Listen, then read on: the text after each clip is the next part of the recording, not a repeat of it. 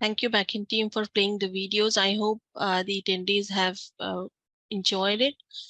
So now we will just move ahead with the webinar, and I'll just share my screen. So I'll just give you all brief about the webinar that we will be having today. And for this webinar, the certificate of participation will be provided to all post-webinar within 24 to 48 hours. The webinar can be reseen. It will be posted on Empower School of Health YouTube channel. So you can check the webinar link from there. And anyways, that will be provided to you post-webinar. So just give me a sec. And at the end of this webinar, there is a Q&A session. So if you have any question related to anything that is provided by the speaker, you can ask during the 10 minutes. You can post your question in the chat box. Thank you.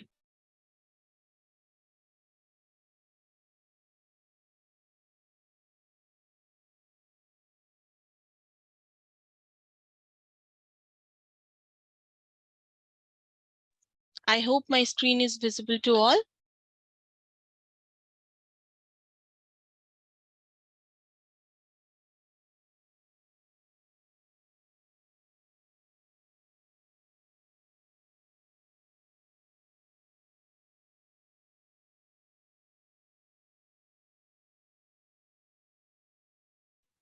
Yeah, so this webinar is in collaboration between Empower School of Health and PHASOM, Pharmaceutical Society of Malawi. And the webinar is on the role of leadership and well-trained staff in ensuring steady supply of health products. As I mentioned, that you will receive a certificate of participation, and you can, this webinar is live on our Facebook page, and also the link will be posted on the YouTube channel. So I briefly would like to introduce the speaker of today's webinar. His name is Innocent Mancini, and he's a senior manager, supply chain village reach. My name is Sonia, and I'm assistant manager for partnership division. And I'm working with this organization from last 4 years now. And I have experience for 8 years in education sector. Now we'll just move on to the next slide. This will be the agenda for today's webinar. This webinar is for 60 minutes. And first of all, I really would like to welcome you all. I can see there are people who have joined globally. And yes, I would request backend team to please admit the people who are waiting on the waiting room. So there is a housekeeping.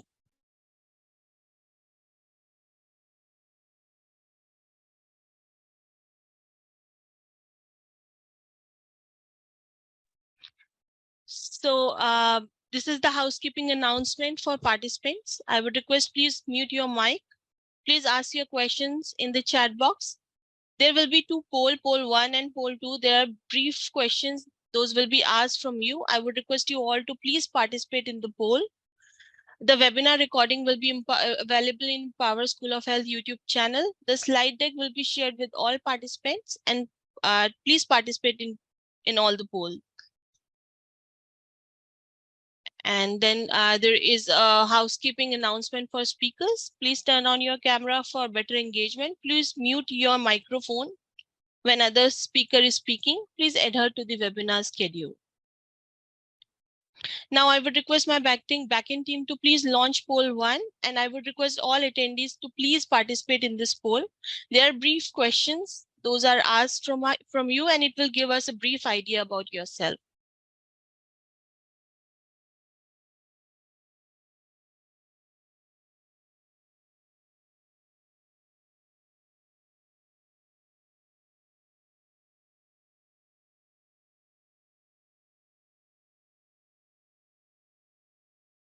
I would request all attendees, please participate in this poll. There are brief questions. Those are asked from you. What is your gender? What is your age group? What is the geographical region are you from? What is your academic background? How many years of work experience you have? Just brief questions about yourself. So it will give us a brief idea about yourself. I would request you all to please participate. This will be just for a minute, and then we will move on to next slides. Thank you.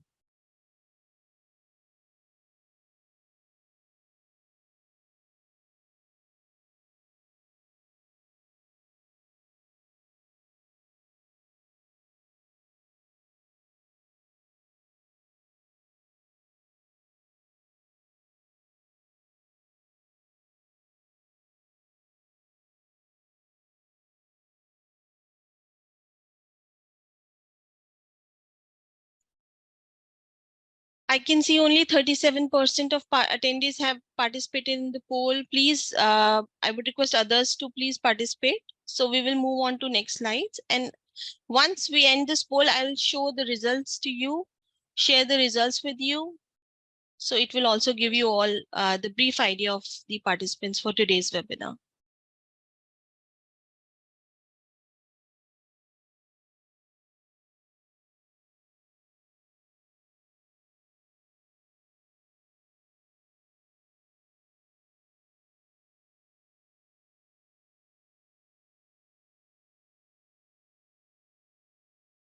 I can see 66%, 65% have participated. Still, 34% are left. I would request others to please participate in the poll, and accordingly, we will proceed further. So I'll just give you a brief idea about today's first poll. The majority of the audience are male, and that is 76% and 24% female. The maximum age group that we have between 30 to 40. And the geographical region, the attendees are from Africa and Middle East. Then the academic background, I can see 42% have pharmacy diploma and bachelor's degree. Then how many was work of experience? I can see it's more than 5 years and 31% of attendees. Which sectors are you working?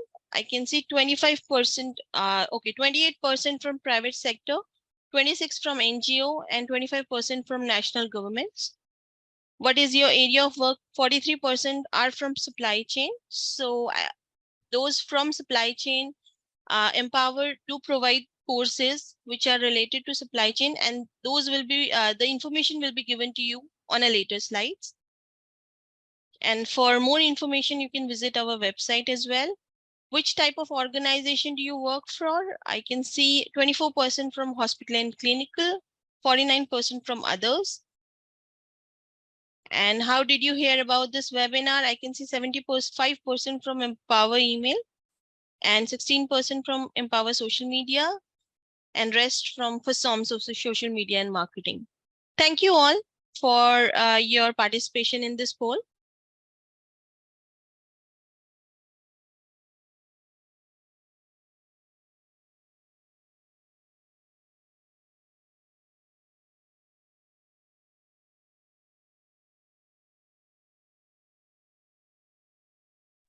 Now I'll just give you all brief information about partnership with about our partnership with Pharmaceutical Society of Malawi. It's been 1 year that, or more than 1 year, that we have collaborated with Pharmaceutical Society of Malawi, and I believe this is sixth or seventh webinar that we are organizing to get together today. And it is a privilege to be a part of, as in collaboration with Pharmaceutical Society of Malawi. So now I'll give you all a brief idea that what exactly Empower do, what is our core area, and what is our expertise. So Empower School of Health, this slide will give you a brief, brief information about Empower Group. Is a capacity building, workforce strengthening, and digital learning institute with working in Africa and global. Our mission is transforming the way people learn, work, and save lives through digital learning, obviously. And we work at scale and train more than 250,000 across 100 countries in 20 languages. Our courses are also available in English and French language. And later on, I'll give you more information about it. And in a way that we partnered with Pharmaceutical Society of Malawi, we have collaborated with different private institutions, universities across Africa. And this slide will give you an idea about our collaboration so far in Africa region. This slide will give you an idea about our advisor. We are guided by diverse and experienced group of advisors. Dr. John Ekofor, mentor and visionary former president of Ghana. Professor Paul Lalwani, he's a founder and executive director, Empower Group. Dr. Dennis Brown, he's a director, Empower Swiss, and there are many more. This slide will give you a vision about our partnership with government, private agencies, and NGOs, and our funder organizations as well, and donors. So you can see that we work with different ministries across globe, different universities, different NGOs, WHO, UNDP, World Bank, UNITAR, and UNITAR is also accredited. Actually, we have launched a master's and PGD with the accreditation from UNITAR. And you can also see on the left hand side, there are IAPHL, Save the Children, Chemonics, and different other institutions that we work with. List of courses. Last year, we have launched master's course, and this course is available in 2 languages, English and French. And there are 2 categories. One is for 24-month program. This is applicable for all the people across who are interested for this course. This is a 24-month program. And 12-month masters, this is only eligible and applicable for those who have graduated from Empower School of Health from postgraduate diploma. And this slide, and I also would like to announce you all who don't know about the courses and give you a brief information about the fee structure and the partial scholarship that we have. So original fee structure for 24-month master's course is 8,000 USD, which is exclusive of taxes and bank charges, but this is an upfront fee. We have partial scholarships also that is approved by the management committee, and for that, you can fill up the application that is available on Empower website, and the relevant team will get connected with you. The same way, master's 12-month course, the fee is 5,500 USD, and PGD, that is 2,500 USD. But we have partial scholarship for all 3 courses. Please fill up your form so the relevant team will get connected with you. This slide will give you an idea about the short courses we have. We also have diploma course, which is available. This is the postgraduate diploma, which is available in English and French. That is also pre-explained to you in the previous slide. And this is the this slide will give you idea about the certificate short-term courses that we have, which starts from 2 months till 3 months. And for more information, you can visit our website. Process for applying for partial scholarship. As I mentioned, please fill up your application form, which is mentioned on this slide on the Empower website. You can go to this specific course and you can fill up your application form from there, or you can connect us on the email IDs, which is mentioned on this slide. The slides will be shared with you all. Then application will be reviewed by Empower School of Health Management Committee, and the selected applicants will be accordingly connected with you all. Now I would like to introduce the speaker for today, Mr. Innocent. He's a Senior Manager Supply Chain Village Reach. He is a supply chain professional and registered pharmacist with Pharmacy Medicine Regulatory Authority of Malawi. He has attended training both locally and internationally, which has not only equipped him, but also cemented his ability to tackle the issue holistically and offer feasible solution to issues within his scope and practice. He has vast experience in public sector pharmaceutical management practice as well, public health supply chain expertise obtained over the years, having worked at all levels of Malawi public health delivery system before joining the global public health supply chain area. And he's currently working as a senior manager, supply chain village reach. Now I would like Mr. Innocent to please take over and proceed with your slides. Thank you all.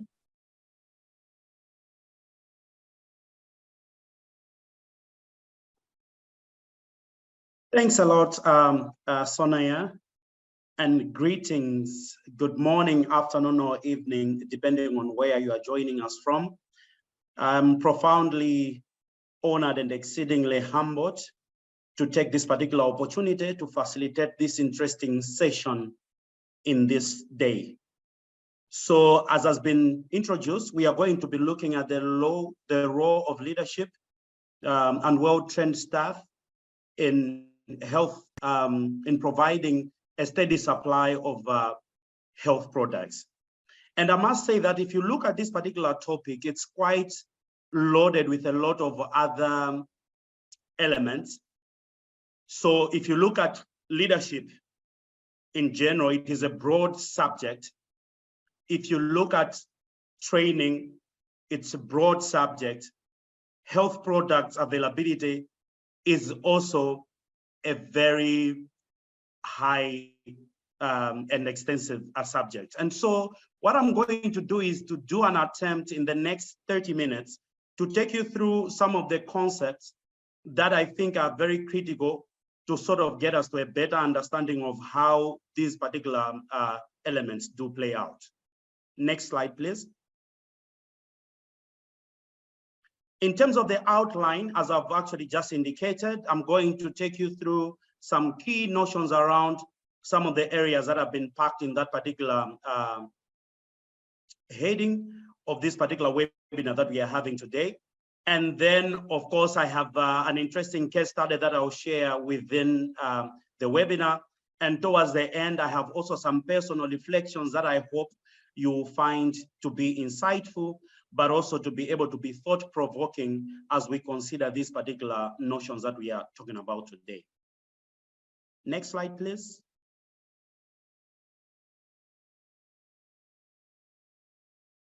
So in talking about health products availability, I'm sure we are all aware of the different framework, conceptual frameworks that are there that describe the work that happens in the different health supply chains.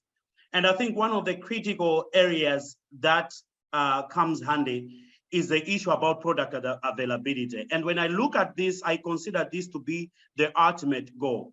Because, for instance, if you look at the logistics cycle, you actually see that serving customers is at the heart of the logistics cycle, meaning that no matter how the process, no matter how the logistics cycle might appear to be as complicated or as sophisticated as it may be, but at the end of the day, the ultimate focus, the ultimate goal is to ensure we are able to serve the customers. I'm sure most of us have also been exposed to the 6 rights of a logistics system. Nowadays, there's a lot of talk around 6+1, 7 rights or whatnot. But overall, if you also look at that particular conceptual framework, all it tries to do is to try and make sure that at the end of the day, whatever we do within our operations, we should have the patient or the client at the heart of the operations, because if we can't meet that particular goal, then we have failed in our duty as a system. It is also one of the key measures of success in a health system. You often hear people, whenever they want to try and assess how critical or how effective a health system is, they'll be talking about issues around like stock outs. What's a stock out in this particular system? What's a product availability? Because the belief is that if you have a lot of products in the system, if you don't have stock outs, you are most likely going to meet the needs of the people that you target to serve.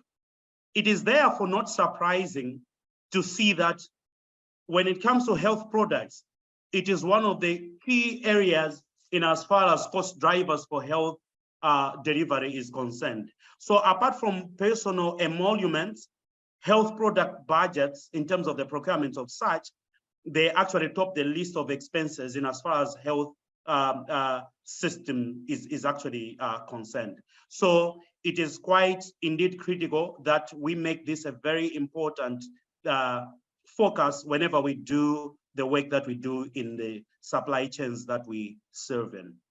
Next slide, please. And then the other critical thing that also becomes handy is the issue of leadership. And I must say that leadership can basically, in this particular context that we are going to be discussing today, it ought to be looked at from different angles. So you could look at leadership from a local context, or from a national context, or from a multinational context. But all we are trying to say is that if you don't have leadership that is ticking at whatever level of consideration that you're talking about, it becomes difficult to ensure that health products are able to reach the clients that we are actually targeting to serve. And in a nutshell, when you look at in the healthcare sector, in the healthcare space in general, leadership is so intertwined with management to an extent that these particular terms, leadership and management, are used interchangeably. And as most of you know, the concept of management is in such a manner that although there is no universal application, but it is dictated by context. But regardless of the context that you would consider in any of the management considerations or leadership considerations, there are critical aspects that you need to make sure that they are part of what you are actually pursuing. So critical among those are policies and adaptability. And if you look back at the logistics cycle that had been built in the previous slide, you actually see that policies and adaptability are part of the pillars, key pillars that ensure that the logistics system is able to function optimally to ensure that it's able to be fit for purpose to meet the ultimate stakeholders or the target beneficiaries who are the clients or patients. So you actually see that when you look at policies, basically these are the hows, how each of those particular steps. So in respect to the conceptual framework of the logistics cycle, when you consider issues around product selection, quantification, procurement, distribution, and serving customers, which is the use of these particular health products that are in the system. You talk of the protocols. What protocols are in place? What policies are in place to guide each of those particular steps and ensure that you are able to meet the ultimate goal, as we have overemphasized in this particular webinar. And then when you look at adaptability, this is actually looking at how successful are you in obtaining resources that are able to address the changes in demand that come in the system. When you're working in a health system, usually there are going to be changes that will come over time. How you are going to make sure that you still are in control and respond to those particular emerging needs is what adaptability is all about. And I think for all of us coming out of the COVID pandemic, we all know how critical the issue of resilience has been in terms of making sure that we are able to be adaptable as health systems. COVID laid bare the challenges or the needs that as systems we need to have to ensure that no matter what disruption strikes, we should ensure that we are making the necessary moves, the necessary shifts to ensure that we are still equal to the task of serving the customers that we intend to do in our different supply chains. And so generally in the context of leadership, leadership sets the tone. And this is very important because talking of how the supply chains operate, you need to ensure that from the strategic level, from the leadership level, down to the very operational and last mile where we serve the clients, we need to ensure that those particular clients are actually served. And by doing that, that's why we are saying that leadership must set the tone. And I have a couple of examples on the slide here in terms of how leadership at different levels and contexts, as I've indicated before, can set the tone. So we are all aware that currently there's a lot of discussion around universal health coverage. How do we ensure that we provide universal health care so that we are equitable in our service provision, in our healthcare provision? So because we have huge multinationals, we have governments that are actually speaking to this particular sort of agenda, it sets the tone and making sure that when we go down the supply chain at the operational levels, we all ensure that the focus is indeed making sure that no one is left behind. There are also several declarations that come.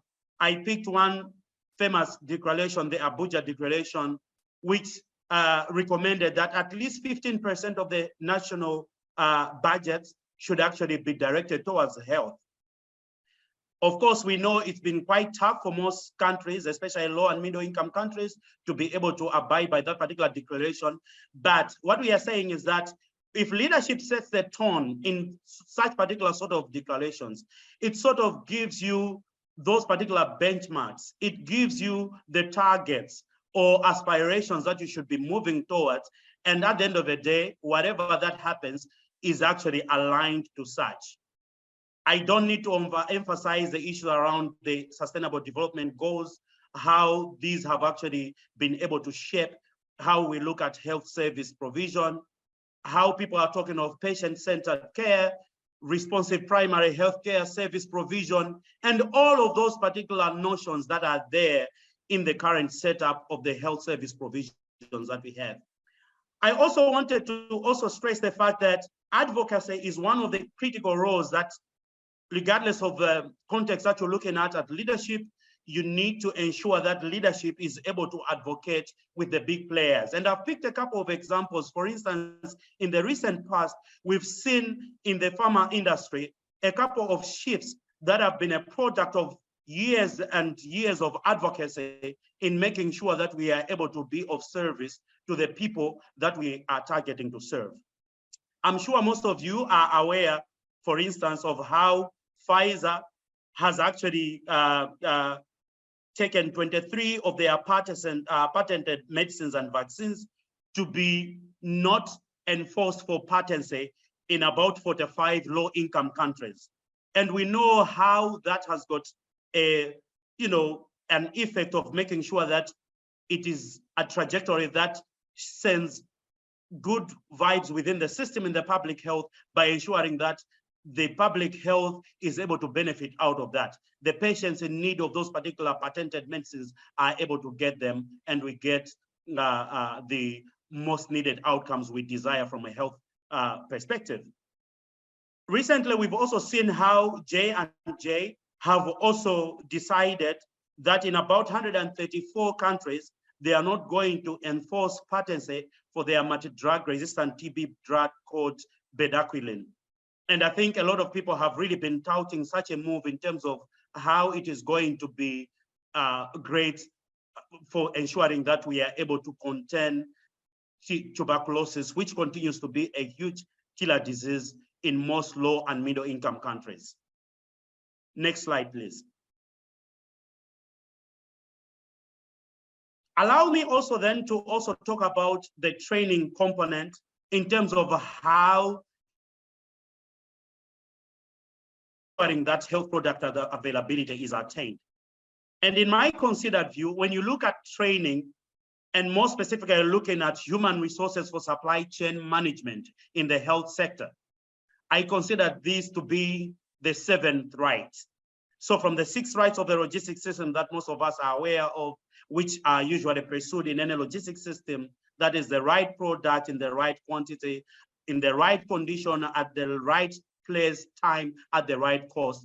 If you have all those in place, but you don't have the right personnel with the right competences and training to be able to manage those particular health supply chains that you are actually managing, it becomes difficult for you to meet the ultimate goal that we've stressed in terms of reaching the patients. And when you look at the logistics cycle in terms of being able to execute all those particular steps, it is important that you have an execution arm. And in this particular case, it is that particular human resource for health supply chain management.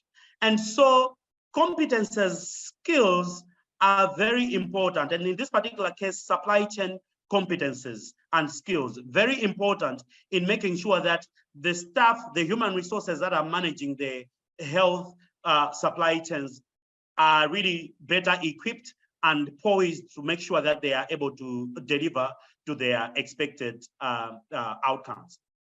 And so you see also that there's a lot of evidence-based supply chain decision making that is demanded out of the health supply chains that we do manage, most of us. So for you to be able to make those particular quality decisions, and also even pursuing resilience, that adaptability that we were discussing moments ago, you need to make sure that you have the right personnel that have been given the right competences, skills, training, and knowledge so that they are equal to the task. You need to have the right hands on deck to be able to execute what you actually pursue in any given health supply chain system. Suffice to say that these particular sort of trainings can take different forms. It could be pre-service training, in-service training, or indeed any sort of trainings or capacity development initiatives that can be there in supply chain. But one critical enabler that or component that needs to be put in place and is non-negotiable is making sure that these are deliberate.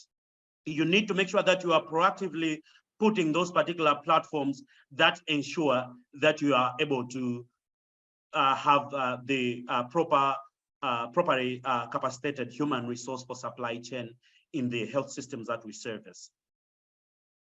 Next slide, please. It is therefore, if you can go in the last slide, sorry.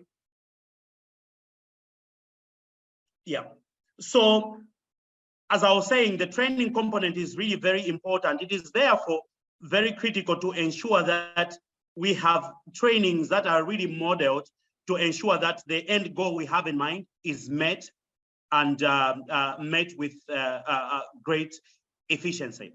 And then moving to the next slide, I have a case study that I would like to share with you, which showcases how training can really be a game changer in as far as ensuring product availability is concerned.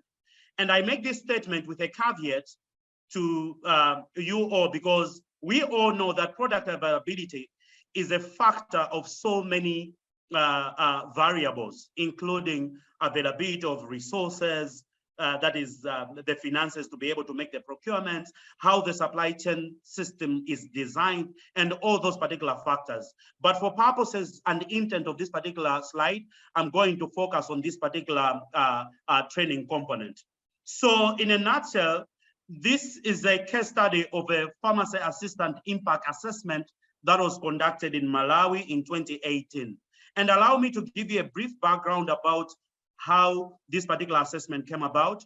So the pharmacy assistant training program in Malawi, the pharmacy assistant program is a 2-year program which offers mostly hands-on practicum for those that are actually pursuing it.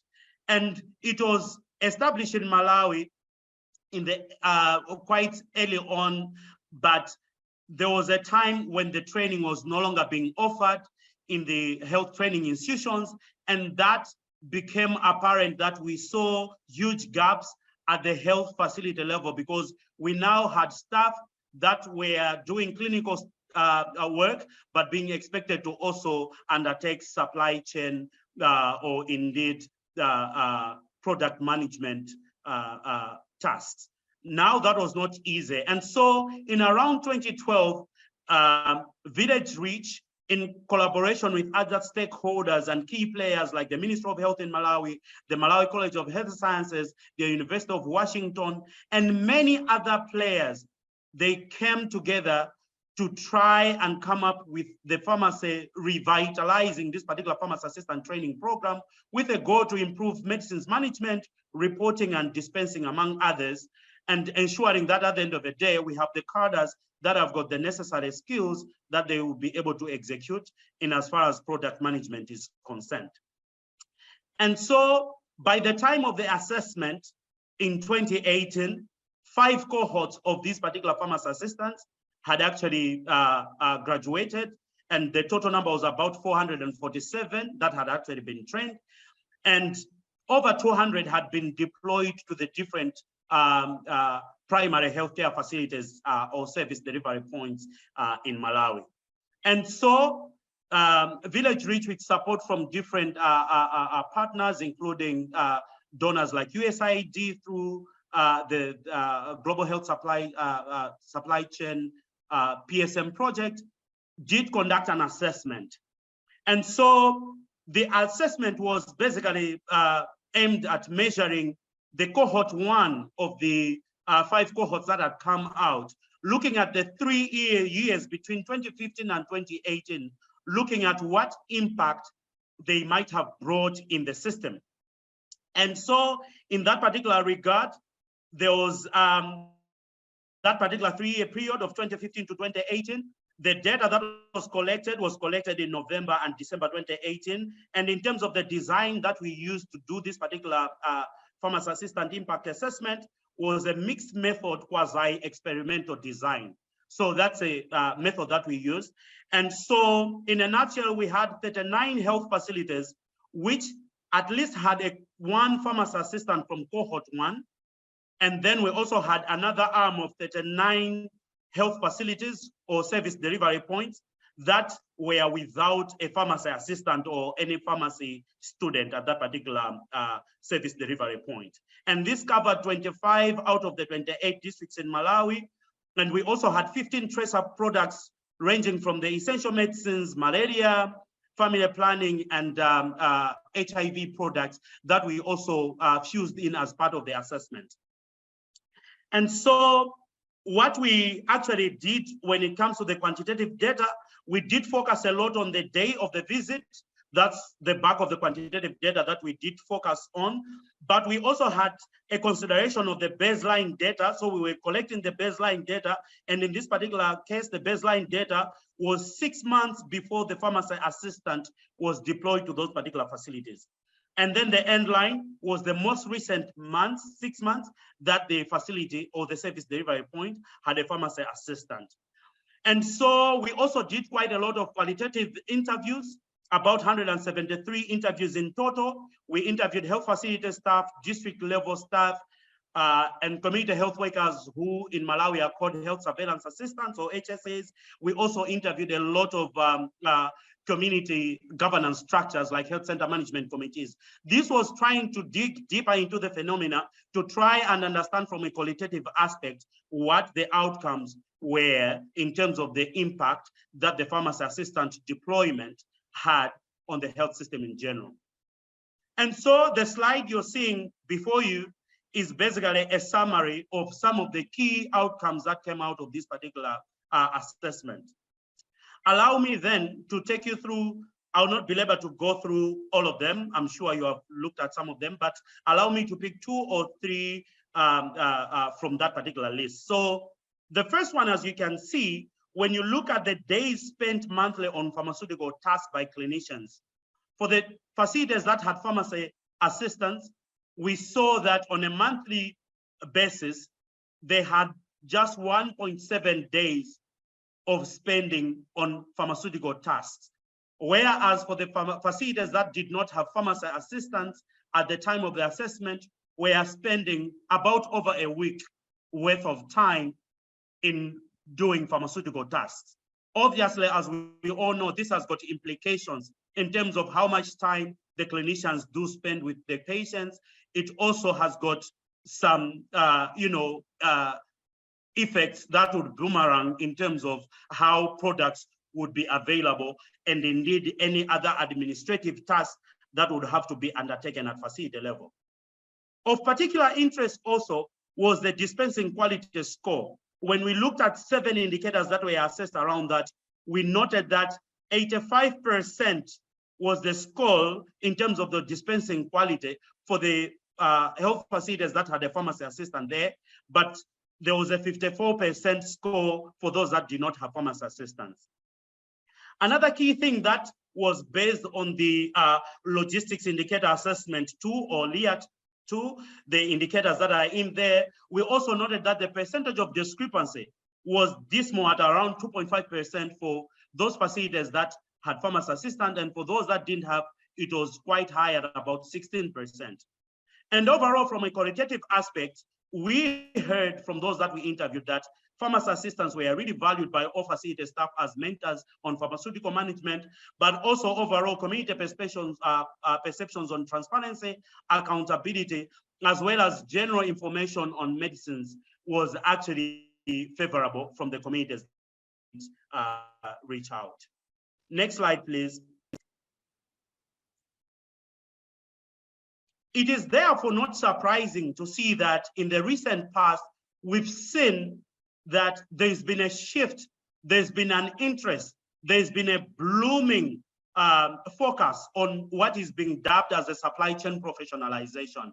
And basically, this is coming from an understanding that there is a need for supply chain management professionals with the right competences to be able to meet effective supply chain management. And we are also seeing an increasing demand for supply chain human resources at the private sector, but also in most low and middle income countries, we see that usually it is the pharmacy personnel or pharmacists that are actually doing the supply chain jobs. But the problem is that people do equate the thought or the fallacy out there is that being a pharmacist is being a supply chain expert. But when you look at what the standard, what the demands, what competences, what expectations, what skills are required of somebody to be able to acclaim the position of being a supply chain expert, you see that it may not be fair to say being a pharmacist is being a supply chain expert. And so it is this particular backdrop that has actually brought this particular sort of extensive dig into this particular phenomena of supply chain professionalization. And I think we are also seeing even at the last mile that there's also increasingly a focus around making sure that even at the very last mile, like after the actual health center, if you're looking at the community level, those structures that are nearby, how do you ensure that the HR needs for supply chain are also being considered at that particular level?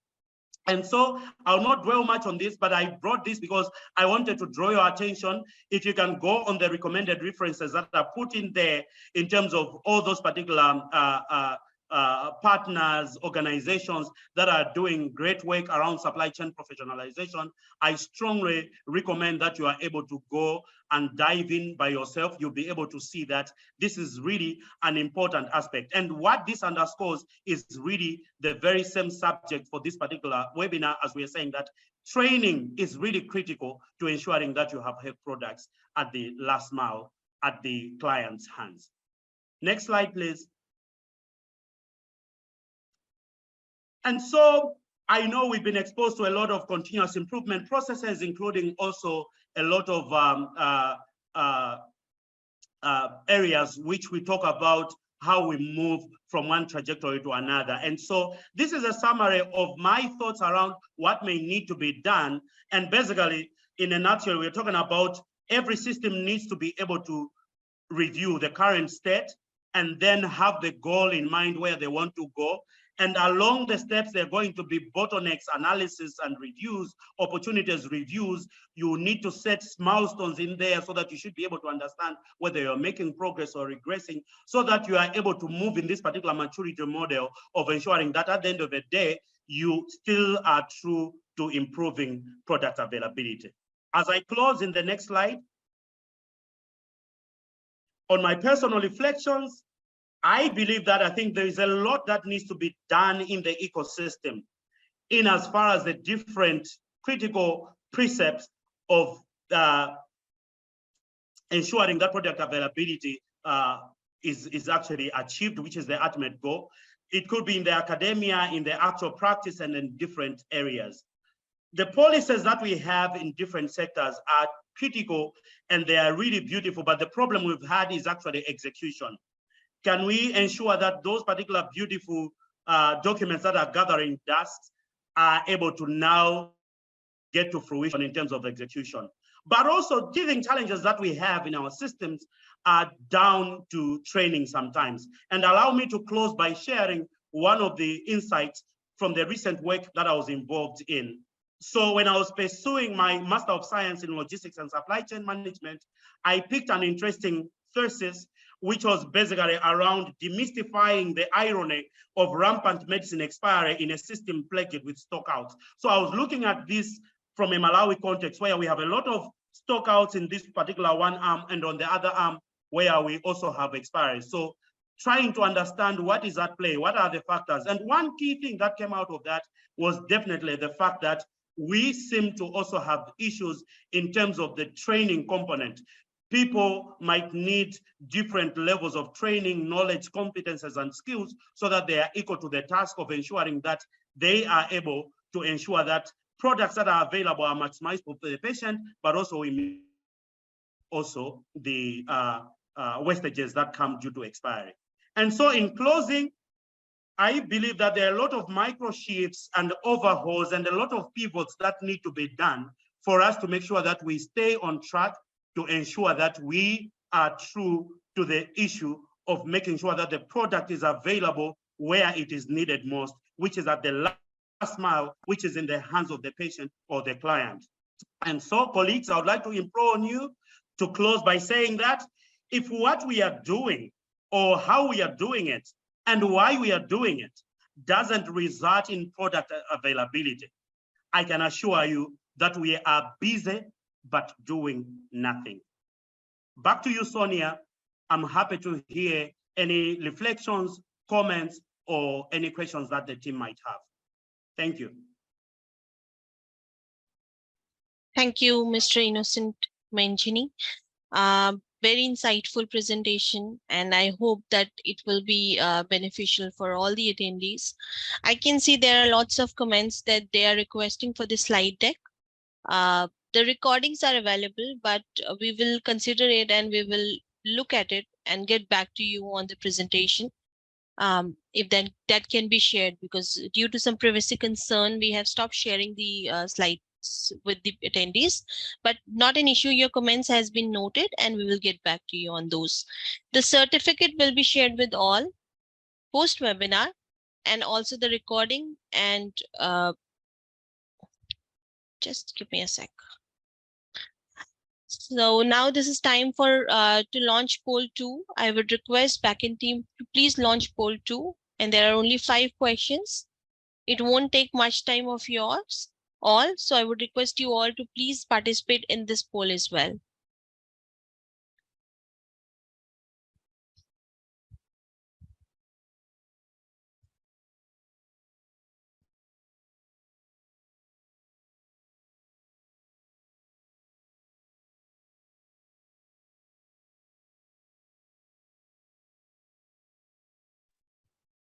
The first question is, was the information useful for you? I can see 100% people, they are saying yes, but I believe most of them have not participated. I would request you all to please participate. This will be only be visible for 1 minute, and then we will stop polling. So this is sort of a feedback poll that it will help us to improve in next webinars. And also there is another webinar that is scheduled on 6th. And for more information, please visit our Facebook page, and all the upcoming webinars are reflecting over there. So the second question is, are you interested in exploring any supply chain courses? I can see 98% people are saying yes. Which courses and training are you interested? Pharmaceutical management, and then health leadership, I can see. Data management also. So most of the courses we already have, some of are under development. Those will be available on the website. So for the available courses, please visit our website. Which type of course training are you interested? Online certificate, I can see 28% online diploma, that is 15%. Maximum are for masters, 24 months, and 14% is for PGD. So for all of the people who are interested for the courses, please visit the website, or you can get connected us on the email ID that is mentioned on the chat box. Then I can see last question, are you interested in new career opportunity in supply chain? I can see 45% they have opted yes, looking for grow within my organization. So you all are pretty happy with your current organization. I can see 22% looking for new position in new organization. And then I can see 27% they're saying looking for jobs in the United Nations. So as I mentioned, our courses, masters, PGT, those are accredited and approved by UN with UN accreditation, that is from UNITA. And for the enrollment process and for admission process, please get connected with us. I can see 66% participated. We will wait for a few more seconds, and then we will stop the poll. Thank you all. The next will be Q&A session. So if anybody is having any question, they can put their question on the chat box, and those will be answered by Mr. Innocent. And if you would like to speak, you can raise your hand and we will unmute you. So for Q&A session, that will be for 10 minutes. And later on, if you have any question, you can get connected with us.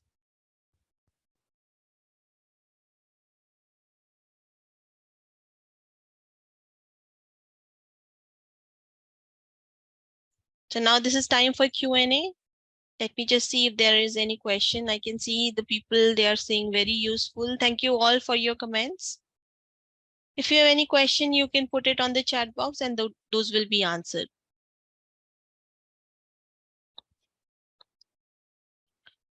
Mr. Innocent, I can see there is one question. What is the role of good leadership in supply chain management in places where we do not have financial muscle and really rely on outside influence?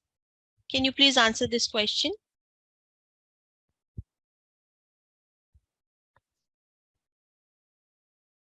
Thank you very much for that particular beautiful question. And I think it's a question that would resonate with most that work in the low and middle income country settings. And I know it's also coming from a backdrop that when you also are very much dependent on external financing or any other influence in terms of how you manage your health system, it sort of doesn't put you in a proper grip in terms of what you actually do. So in such particular system, my 2 cents contributions would be that the critical component would be the policy direction, because in any case, whenever we have external support, what usually happens is that they will usually be aligning to the strategic vision, to the strategic pursuits of a particular country. So if a health system does not have enough resources, but at least, for instance, let's say in their strategic plan, they've made it clear in terms of what do they want to focus on, then it will already set the tone, as I did indicate. It will set the tone to say, just to give an example, if a health system says, our focus is going to be universal healthcare coverage, we are striving to make sure no one is left behind, we push for equity. It means that the rest of the support that is going to be coming in will actually be coming towards ensuring that we are actually cementing those particular policies that are in place.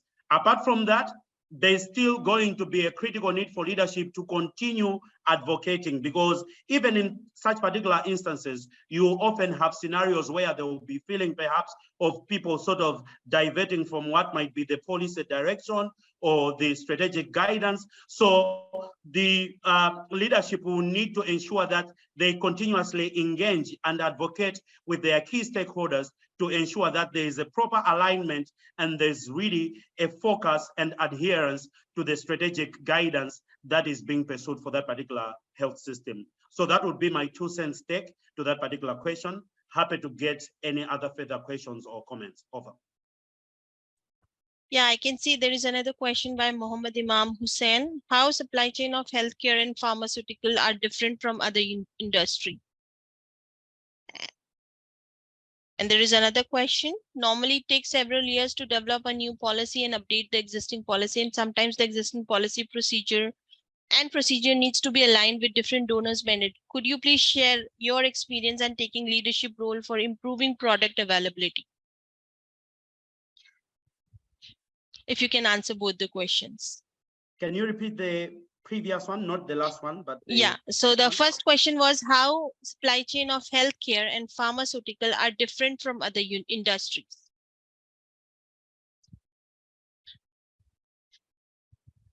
Thank you very much. So I'll go ahead and I'll start with the last question, which talks about policy. I totally agree. I mean, when it comes to a policy, usually there's a huge delay. There's seemingly, protracted conversations around how policy need to be put in place to ensure that you are aligned to the ultimate purpose of the healthcare system. But from my perspective, I think what has been very important is making sure that the leaders of the health system, and I keep saying about this, I did raise it also that you could be talking from the different levels, local, national, multinational. What is critical is to ensure that firstly, you need to ensure that there is a collective resolve from all that are involved in the pursuit. So to start with, at the end of the day, the different donors, the different partners might have their own strategic pursuits, but the country also has got their own strategic pursuits. Luckily, in most of the cases where we are at now, to give an example, for instance, of the SDGs, universal health coverage, there are always going to be points of leverage where we have commonalities in terms of where we are actually pursuing. So for me, what would be my biggest recommendation is that perhaps it makes a lot of sense to sort of leverage on those, the commonalities. What is of common and mutual interest for both the leadership, in this case might be government or whoever, and then for the other key stakeholders. Because when you start from that particular common ground, it makes the urgency apparent for everyone. It makes the benefit apparent for everyone. And so it makes it more easier to start off and then build from there as you plan to come up with a final document that would actually look at what you are aspiring as a whole sector. And if there are any differences, especially significant differences, that's why I did talk about the continued advocacy that is going to be there, because there are always going to be, points of give and take, and also convincing others on how best they should buy into the strategy or the direction that we are actually pursuing. And then on the issue around how the different industries and pharmaceuticals in terms of supply chain do differ. So when you come at conceptual level in terms of what might be the required, it might be in issues of, let's say, concepts like, let's say, logistics, which is within that bigger realm of supply chain and whatnot. They could be similar, but as I did indicate, when you go to those particular sort of references that I've shared, and also you dive into all of those particular conversations that are coming in, one critical component that is going to be critical is to make sure that whatever supply chain competences are being pursued in any sector, including the pharmaceutical sector, should actually be responding to the market demands. What does the market demand? Because if there's going to be misalignment on that, you actually see that it will actually be apparent at the level of execution. So I'll give you an example. When you look at the back of the pharmaceutical trainings in Africa, for instance, most of them are tailored to talk about the clinical aspect of the focus. But when it comes to the actual requirements on the workplace, there is a back of the supply chain knowledge that is actually needed, which may not be a deep dive that those particular trainees might have undergone in their training. So it's basically looking at that to say, how then do you adjust? Do you take advantage of any forthcoming issues around, like, let's say, curriculum reviews, or do you take cognizance of what the actual practices are coming out and juxtaposed against what the training those particular folks are going through, and ensure that it's really fit for purpose for what you are actually doing? So there's a lot of contextual understanding that has got to be put in place to make sure that at the end of the day, we are really responding to the greatest need that comes from the people that we are supposed to serve. Otherwise, if we don't do that, you actually find that, yes, the trainings might be there, but they might be misaligned to what is actually the requirement at the last mile, or basically in the health systems that we serve in. So I hope that addresses your question, but otherwise, as I see we are at time, maybe Sonia can guide, but it was a pleasure to actually facilitate this particular session. Over. Thank you indeed. Yes, it was very insightful, and thank you for your knowledge sharing, Mr. Innocent. So we are over time now. So for more questions, you can just put it on the chat box and we will get back to you on those. And the certificate link has been posted on the chat box. So I would request all attendees to please fill up the form, and the certificates will be sent to you in next 24 to 48 hours. And a special thanks to Village Reach and Mr. Innocent for his participation and for being a speaker for today's event.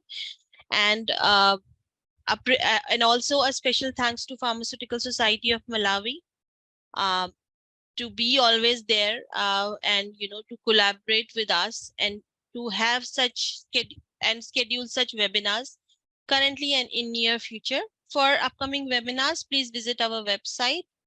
The slides we need to check, but yes, the recordings and the communication will be sent to you soon by end of this week, that is mentioned, which is mentioned on the chat box. The certificate will be provided to you in next 24 to 48 hours. Thank you all for your presence. For any questions, please get connected with us related to our courses and related to Empower and PHASOM collaboration. Thank you all.